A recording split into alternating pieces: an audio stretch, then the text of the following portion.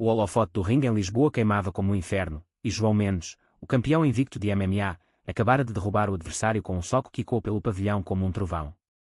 Milhares de vozes rugiam seu nome, mas no seu peito, um segredo devorava-o vivo há anos. Eu sou gay, disse ele ao microfone da entrevista pós-luta, a voz tremendo não de fadiga, mas de uma liberdade que o aterrorizava. Naquele instante, o mundo que construíra com sangue e suor desabou, o silêncio da multidão foi o primeiro golpe, seguido pelo ódio nas redes, a rescisão de contratos e o adeus da família que o criara para ser homem de verdade. 3 dias depois, sozinho num quarto escuro de hotel em Alfama, João contemplava o salto da varanda, o Tejo lá embaixo sussurrando promessas de paz.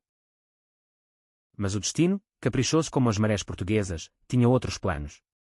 Na manhã seguinte, enquanto vagava pelas ruas empedradas de Lisboa, perdido entre o cheiro de pastéis de nata e o clamor dos turistas, um miúdo de 12 anos colidiu contra ele como uma bola de futebol mal chutada. Desculpa, senhor.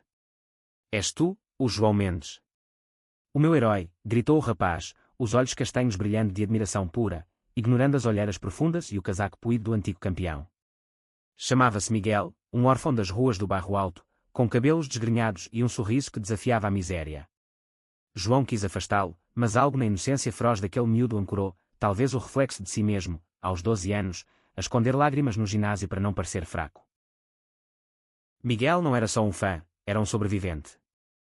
Criado por uma tia alcoólica após a morte dos pais num acidente de carro em Sintra, o rapaz enfrentava diariamente os insultos na escola por ser diferente, sussurros sobre como ele olhava para os colegas de forma errada, ou como preferia desenhar flores em vez de jogar à bola. Tu foste corajoso na TV, disse Miguel, puxando João para um banco no mirador de Santa Catarina, de onde se via o sol poente tingir o Rio de Ouro. Eu também quero ser assim um dia. Mas eles dizem que sou maricas, que não presto para nada. As palavras do miúdo cortaram mais fundo que qualquer aparcate. João, que dias antes jurara nunca mais pisar num ringue, sentiu uma faísca reacender, talvez pudesse ensinar a este rapaz não só a lutar com os punhos, mas com o coração. Enquanto isso, em Lisboa fervilhava uma outra alma inquieta, Rafael Costa, um jornalista desportivo de 28 anos, com olhos verdes que pareciam capturar o mar da costa da Caparica. Rafael cobrira a ascensão meteórica de João para o jornal, O Desporto, mas a entrevista fatídica mudara tudo. Ele próprio gay, mas ainda no armário por medo de perder o emprego numa redação conservadora, Rafael sentira uma conexão imediata com a confissão de João, uma dor partilhada, um grito silenciado. Ele arriscou tudo por nós, murmurava Rafael para si mesmo, revendo as gravações no seu apartamento apertado no Chiado. Mas o medo o paralisava, uma mensagem anónima de um colega, cuidado, ou acabas como ele, na rua, bastara para o calar. Ainda assim, impulsionado por um instinto jornalístico misturado a algo mais profundo, Rafael começou a investigar o escândalo, desenterrando histórias de atletas LGBTQ mais esquecidos na história do desporto português. O reencontro aconteceu por acaso, num café escondido na Moraria, onde as fado cantavam lamentos de amores perdidos. João entrara para escapar à chuva torrencial que lavava as ruas de Lisboa, carregando uma mochila com as poucas roupas que lhe restavam. Rafael, ali para uma entrevista banal com um músico local, congelou ao vê-lo. João. Sou eu, Rafael, do desporto. Lembras-te? A voz do jornalista tremia, mas os olhos traíam uma vulnerabilidade que João reconheceu de imediato, o mesmo olhar que vira no espelho durante anos. Conversaram durante horas, o café esfriando intocado, enquanto a chuva batia nas janelas como um coração acelerado. Rafael falou da pressão da família católica em Porto, de namoros escondidos que terminavam em lágrimas, e João confessou o vazio após a queda. Pensei que a verdade me libertaria, mas só me deixou nu. Naquele momento, entre o aroma de café forte e o eco distante de uma guitarra, nasceu uma faísca, não de pena, mas de compreensão mútua, um laço frágil que prometia mais do que amizade. Miguel, porém, era o catalisador invisível. O miúdo reaparecera no dia seguinte, batendo à porta do quarto de hotel de João com um par de luvas de boxe velhas, roubadas de um ginásio abandonado. Ensina-me a lutar, como tu fazias, implorou, os punhos cerrados cheios de determinação infantil. Relutante, João aceitou, levando-o para um parque deserto junto ao Tejo, onde o vento salgado carregava ecos de marinheiros antigos. Ali, entre flexões e esquivas, João encontrou um propósito. Cada soco ensinado a Miguel era uma forma de curar as próprias feridas. O rapaz absorvia tudo com fome, mas também partilhava segredos, como a tia o espancava quando bebia, ou como sonhava em ser artista, desenhando retratos de homens que se amavam nas margens do rio. É como tu e o teu amor secreto, disse Miguel uma tarde, apontando para um casal de homens de mãos dadas ao longe. João riu pela primeira vez em semanas, mas o riso escondeu uma lágrima. Quem seria esse amor secreto, agora que o mundo o rejeitara? A tensão cresceu quando Rafael, investigando, descobriu um podcast underground em Lisboa dedicado a histórias LGBTQ+, no desporto. Chamava-se Vozes do Ringue, e o moderador anónimo era na verdade um ex-atleta que sofrera o mesmo destino de João anos antes. Rafael convidou João para gravar um episódio, prometendo anonimato. Mas no estúdio improvisado num sótão em Alfama, com microfones enferrujados e paredes cobertas de posters de lutadores lendários, João hesitou. E se isso me afundar mais? Perguntou, a voz rouca. Rafael, sentado ao lado, tocou-lhe o braço, um gesto fugaz, elétrico. Ou te ergue. Como o miúdo fez contigo. Miguel, que os seguira secretamente, irrompeu pela porta, ofegante, eu vim para te proteger. Ninguém te magoa enquanto eu estiver aqui. A gravação fluiu como um rio, João despejando a alma sobre preconceitos no MMA português, sobre o silêncio que sufocava ginásios de macho alfa. As visualizações explodiram, mas com elas veio o backlash, ameaças online, uma pedra atirada à janela do hotel. Numa noite de temporal, o conflito irrompeu. A família de João, vinda de Coimbra, aparecera sem aviso, o pai com olhos de aço e a mãe chorando preces. Voltaste atrás. Diz que foi uma brincadeira da TV, suplicou o pai, mas João, com Miguel ao lado como um escudeiro fiel, negou. Eu sou quem sou. E tenho pessoas que me aceitam assim. A discussão escalou para gritos, o pai arremessando uma bíblia velha contra a parede. Rafael chegou a tempo, intervindo com calma jornalística, mas o toque no ombro de João foi visto, e mal interpretado. É ele o motivo. Um maricas da cidade, rosnou o pai, saindo porta fora, deixando um rasgão na alma de João mais profundo que qualquer ferida de ringue. Dias depois, em Porto, onde Rafael o levara para escapar ao caos lisboeta, veio o primeiro beijo, não planeado, sob as luzes tremuluzentes da ribeira, com o dor refletindo estrelas. Foi um sussurro de lábios, cheio de medo e anseio, mas interrompido por um telefonema. Miguel desaparecera. A tia, enfurecida com as influências más, enviara-o para um colégio interno em Évora, alegando reeducação. João e Rafael partiram de imediato, a viagem de comboio um turbilhão de silêncios carregados e mãos entrelaçadas em segredo. Em Évora, o colégio era um forte medieval adaptado, com muros altos e regras de ferro. Infiltraram-se como pais preocupados, mas o diretor, um homem de bigode grisalho, barrou-lhes a entrada, o rapaz está aqui para aprender disciplina. Nada de devaneios da capital. O plano era arriscado, Rafael usou contactos jornalísticos para expor abusos no colégio, enquanto João, disfarçado de voluntário desportivo, entrou para treinar os miúdos. Ali, encontrou Miguel magro e cabisbaixo, os olhos outrora brilhantes agora opacos. Eles dizem que sou como tu, errado, murmurou o rapaz durante uma sessão de sparring. João, com o coração em frangalhos, sussurrou de volta, errado é quem te magoa por seres tu. Luta por isso, como eu estou a aprender.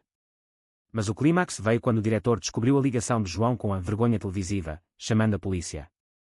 Num confronto caótico no pátio empedrado, com miúdos a assistirem boquiabertos, João defendeu Miguel de um puxão violento do diretor. Toca-lhe outra vez e eu mostro-te o que um maricas faz num ringue, rugiu, derrubando o homem com um bloqueio preciso, sem machucar, só imobilizando. Rafael filmara tudo com o telemóvel, e o vídeo viralizou, transformando a narrativa. De vilão, João tornou-se herói, um símbolo de coragem contra o preconceito. A família de Miguel, pressionada pela opinião pública, cedeu. O rapaz voltou para Lisboa, agora sob a guarda de uma associação LGBTQ+, que Rafael contactara.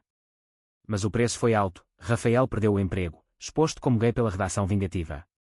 Valeu a pena? Perguntou ele a João, numa noite chuvosa no cais do Sodré.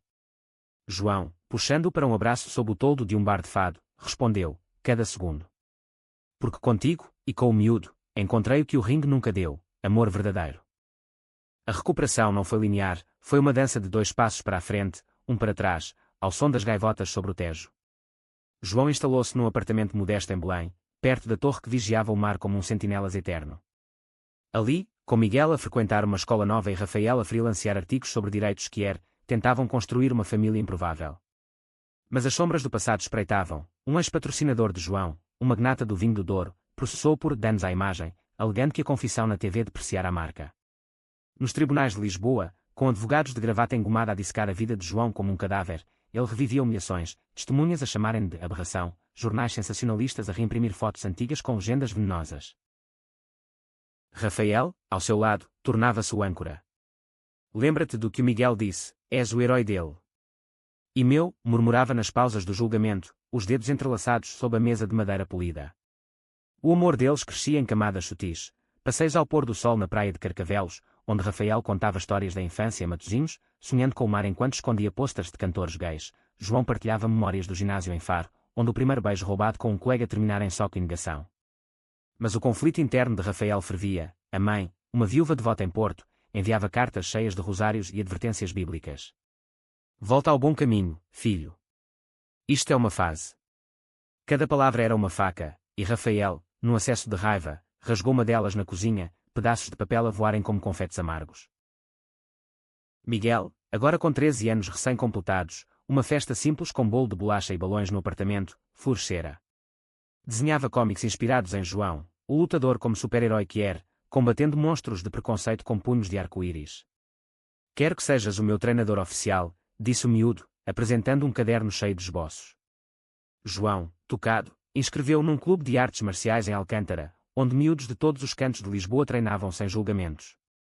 Mas o idílio quebrou quando um bully da escola antiga de Miguel o confrontou na rua, um adolescente de 15 anos, filho de um polícia, com tatuagens precoces e ódio herdado. Diz ao teu pai, maricas, que ele é uma vergonha para Portugal, cuspiu, empurrando Miguel contra uma parede grafitada.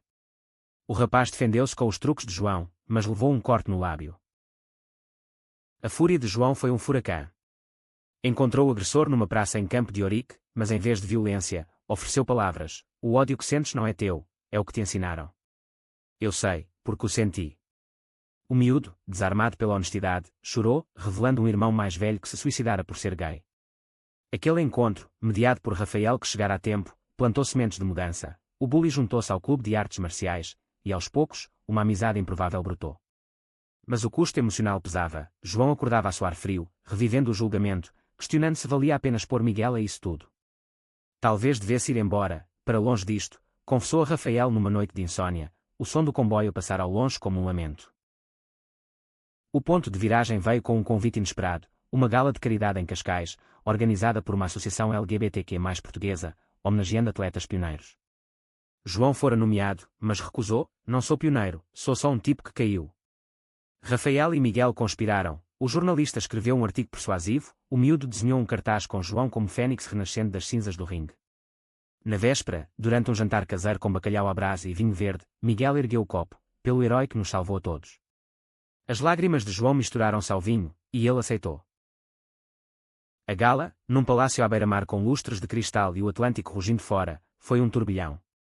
Celebridades portuguesas, atores de telenovelas, cantores de fado moderno, aplaudiram João no palco, mas o verdadeiro choque foi o pai dele, sentado na primeira fila, o rosto envelhecido pelo remorso. Após a ovação, aproximou-se. Eu errei, filho. Vi o vídeo de Évora. E o miúdo. Tu salvaste mais do que ringues. O abraço foi desajeitado, cheirando a tabaco e arrependimento, mas real Rafael, ao lado, sorriu. O seu próprio telefonema anónimo à família de João, meses antes, dera frutos.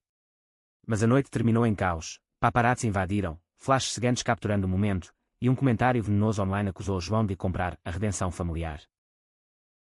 No rescaldo, Rafael enfrentou o seu demónio, uma chamada da mãe, implorando uma visita a Porto. Vem, traz o teu amigo. Quero conhecer.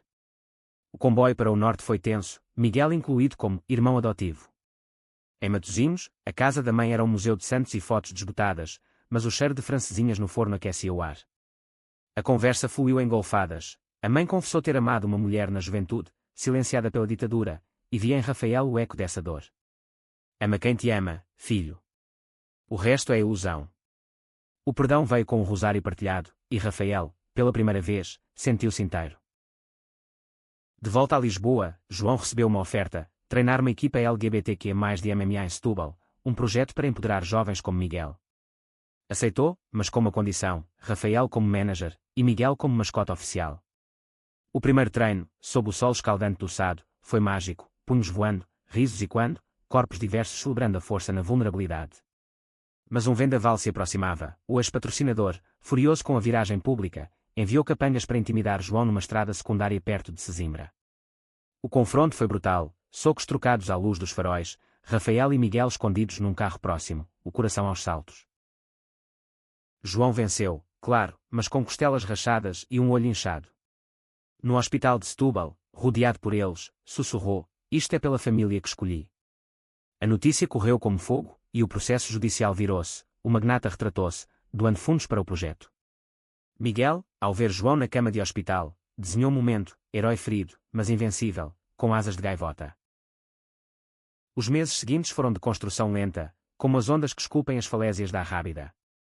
O ginásio em Setúbal, batizado Ringue da Esperança, encheu-se de almas perdidas, um transgênero de Évora fugindo de olhares julgadores, uma lesbiana de Coimbra que boxeava para esquecer um casamento forçado, miúdos como Miguel que encontravam na luta uma voz. João, com cicatrizes frescas a lembrar a emboscada, treinava com paciência renovada, ensinando não só golpes, mas respiração, inspira o medo, expira a força. Rafael cobria tudo em crónicas para um novo blog que era Vozes Invisíveis, que ganhava tração em cafés de Lisboa e Porto. Miguel, agora um adolescente em flor, ajudava com os mais novos, os seus desenhos a decorar as paredes como bandeiras de orgulho. Mas o idílio rachou com um mal-entendido que quicou como um gongo partido. Durante uma viagem a Faro, para um torneio amador, Rafael recebeu uma mensagem de um ex-namorado de Porto, um ator em ascensão, convidando-o para um reencontro casual, num hotel de luxo. Curioso, mas inocente, Rafael aceitou um café, só para fechar o capítulo. João, inseguranças antigas a ferver, viu uma foto nas redes, os dois rindo à mesa, e interpretou como traição. Depois de tudo, ainda procuras o fácil, explodiu no quarto de hotel, voz como um trovão alentejano. Rafael, ferido, rebateu, és tu quem duvida de nós, como o mundo duvida de ti. A discussão terminou em portas batidas, Rafael partindo para Lisboa sozinho, o coração um nó de dor. Miguel, sensível como uma antena, sentiu o abalo. Ele ama-te, João. Como eu amo o meu herói nos cómics, disse o miúdo, desenhando-os como gladiadores de mãos dadas contra dragões de dúvida. João, isolado em Faro com o sal do mar a queimar as feridas emocionais, recordou o pai, o amor não é perfeito, é lutar todos os dias. Ligou para Rafael numa praia deserta ao amanhecer, a voz rouca pelo vento, volta. Eu errei. Ensina-me a confiar, como tu me ensinaste a amar. O reencontro foi em Setúbal, sob chuva fina, um abraço que selava promessas sussurradas. O verdadeiro teste veio com o torneio nacional de MMA em Lisboa, o primeiro onde atletas que competiam abertamente. João, como treinador, levou a equipa ao pavilhão onde tudo começara, o mesmo ringue da confissão fatídica. A multidão era mista, aplausos e vaias misturadas, como o vinho tinto com sumo de laranja. Miguel, nos bastidores, torcia com punhos cerrados, os olhos fixos no seu pupilo principal, um jovem de 20 anos que lutava pelo direito de ser ele mesmo. Mas o drama explodiu quando um juiz conservador, aliado ao ex-patrocinador, manipulou uma decisão, um ponto roubado, uma desqualificação injusta. A equipa protestou, e João subiu ao ringue, microfone em mão. Isto não é sobre vitórias falsas, é sobre lutar pelo que somos. O escândalo rebentou nos média, Rafael a liderar a cobertura com factos irrefutáveis. Manifestações espontâneas encheram as ruas do Rossio, bandeiras arco-íris a ondular ao lado de cascóis de futebol. O governo português, pressionado, prometeu reformas no desporto inclusivo. Mas para João, o prémio foi pessoal. O pai, agora aliado, apareceu no ginásio, oferecendo-se para ajudar com logística. Aprendi tarde, mas aprendi, disse, apertando a mão do filho. A família, outrora fragmentada, jantava agora aos domingos em Belém, com pastéis de bacalhau e conversas sobre o futuro. Rafael, porém, carregava um segredo, um diagnóstico de ansiedade crónica, herança do armário forçado. Numa sessão de terapia em Lisboa, confessou a João, medo de te perder, como perdi tanto. João, vulnerável, admitiu as noites de pânico pós-emboscada. Juntos, procuraram um terapeuta de casal, sessões onde lágrimas e risos se misturavam como o fado com guitarra. Miguel, crescendo, começou a questionar a própria identidade, e se eu gostar de rapazes? Ou raparigas? Ou ambos?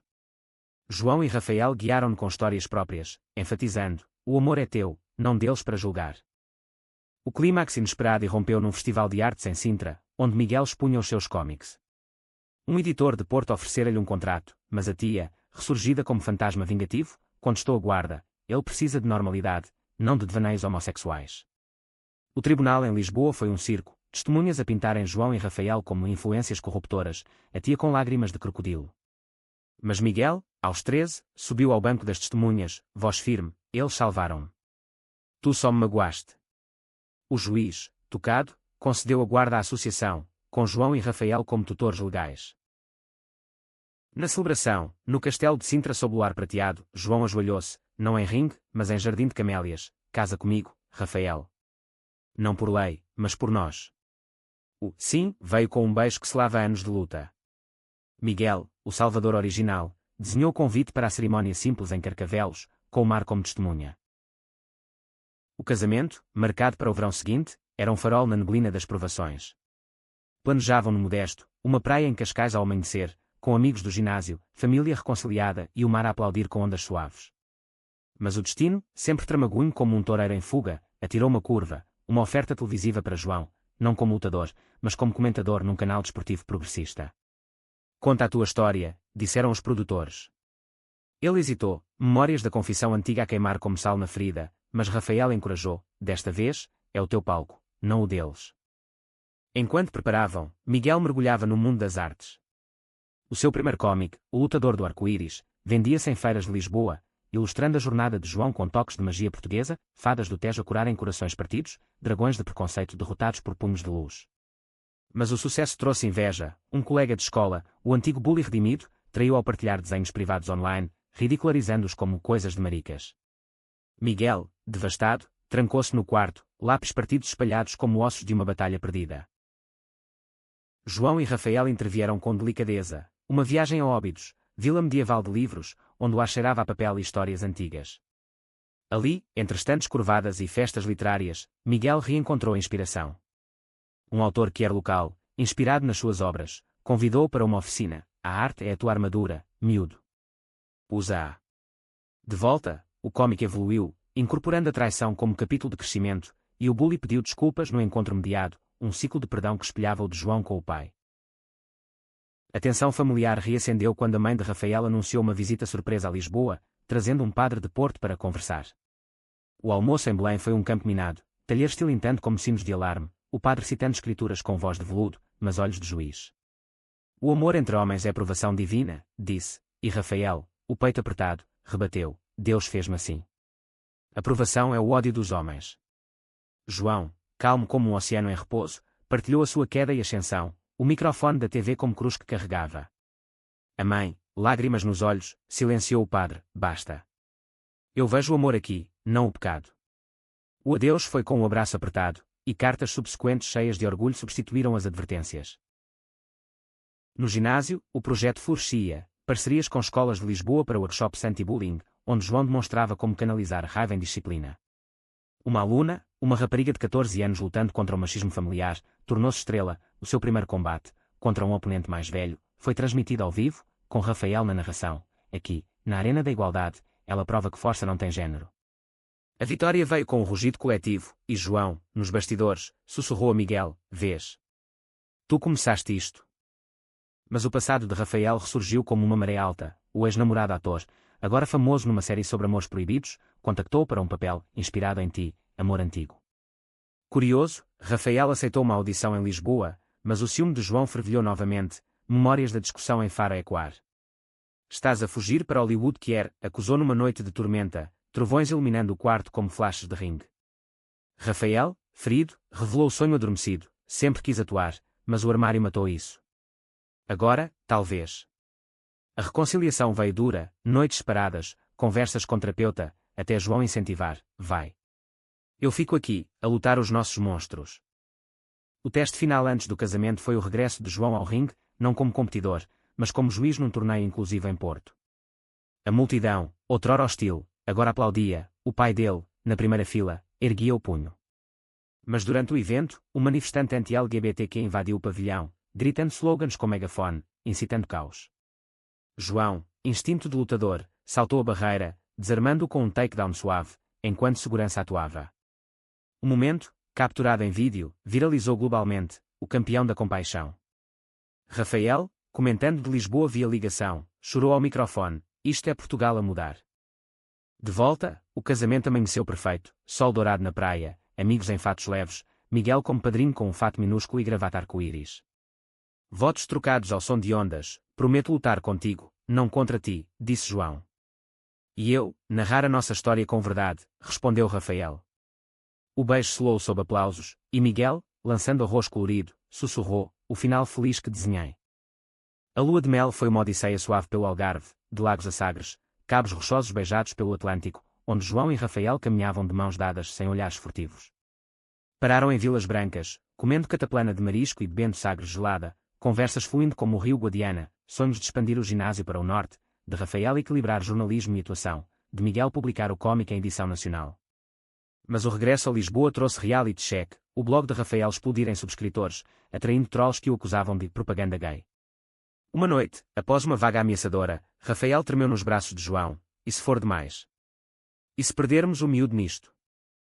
João, firme como as muralhas de Belém, organizou uma rede de apoio, amigos do torneio, a família agora unida, até o ex-bully de Miguel como voluntário no ginásio.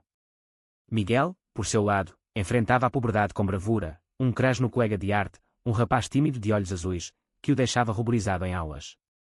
É normal? Perguntou ao jantar, garfo parado no ar. Rafael riu suavemente, mais que normal, é lindo. Mas vai devagar, como uma boa história. João acrescentou, e se doer, luta.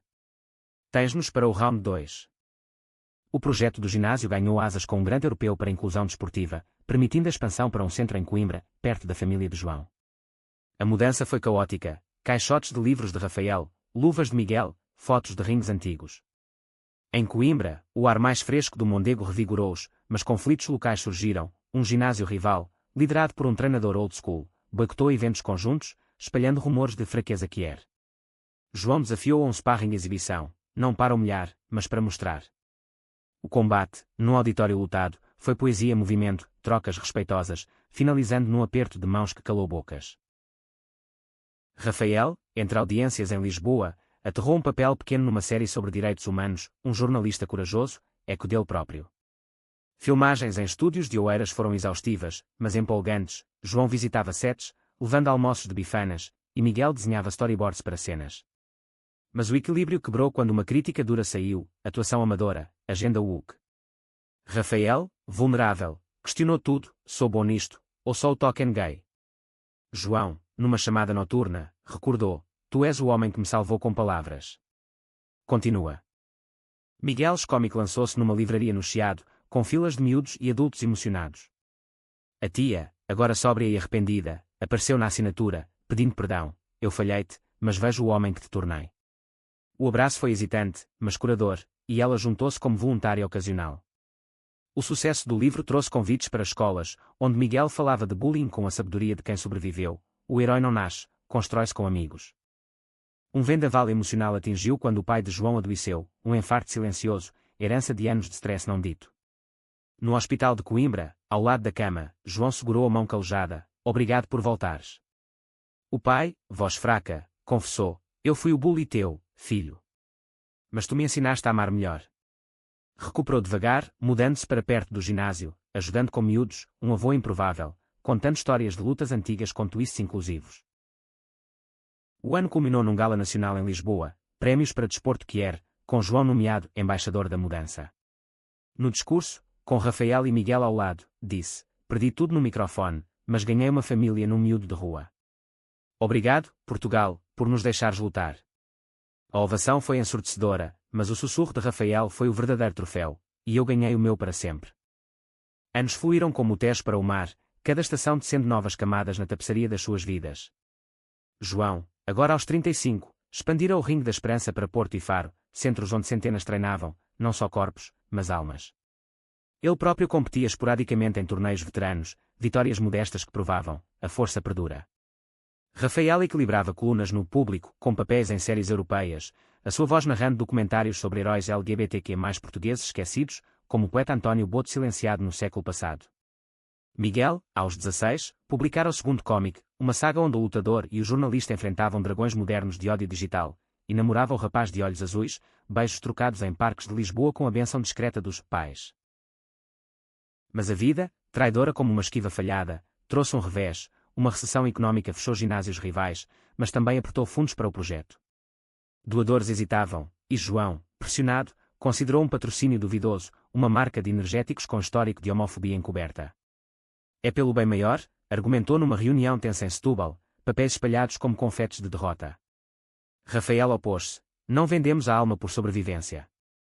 A discussão reacendeu velhas inseguranças, Rafael acusando João de ceder ao sistema que os rejeitara, João retrucando que o idealismo não pagava contas. Dormiram de costas voltadas, o silêncio mais pesado que qualquer soco. Miguel, agora com instintos de mediador afiados, convocou uma reunião de heróis na praia de Carcavelos, onde se casaram. Sob o sol poente, com areia nos pés e garrafas de vinho verde, desenterraram verdades. João admitiu o medo de falhar a família que construíra. Rafael confessou pânico de o sucesso isolar. Somos equipa, concluiu Miguel, erguendo um desenho deles três como titãs. O patrocínio foi recusado, e em vez disso, crowdfundaram uma campanha viral, impulsionada pelo cómic de Miguel, que salvou o dia com doações de fãs globais. A família alargou-se quando a mãe de Rafael, agora avó orgulhosa, mudou-se para Coimbra, sendo mantas arco-íris e contando fados que eram adaptados. O pai de João, recuperado, casou-se com uma viúva do bairro, trazendo netos postiços que Miguel adorava ensinar a desenhar.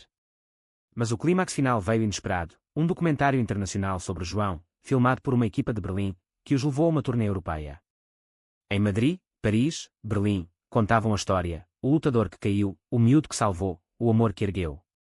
Em cada cidade, encontros com sobreviventes locais, um boxeiro espanhol exilado, uma jornalista francesa silenciada. De volta a Portugal, numa noite de São João em Porto, com fogueiras crepitando e sardinha assada no ar, João propôs a Miguel, agora adulto em potência, um sonho partilhado: queres ser treinador conosco? O miúdo, homem em gestação, aceitou, olhos brilhando como o Douro sob fogos. Rafael, ao lado, sussurrou a João, do microfone à família: que jornada! Anos depois, num ringue em Lisboa lotado, João comentava o combate de Miguel, o seu primeiro como profissional, contra um oponente que representava o velho mundo. O gongo soou, punhos voaram, e quando Miguel venceu por submissão, erguendo o braço, o rugido foi universal. João, microfone na mão, disse: ele perdeu tudo uma vez, não, ganhou tudo. Pelo amor que nos salva. A multidão aplaudiu, e em casa, sob estrelas portuguesas, os três brindaram, ao lutador, ao salvador, ao amor que tudo vence.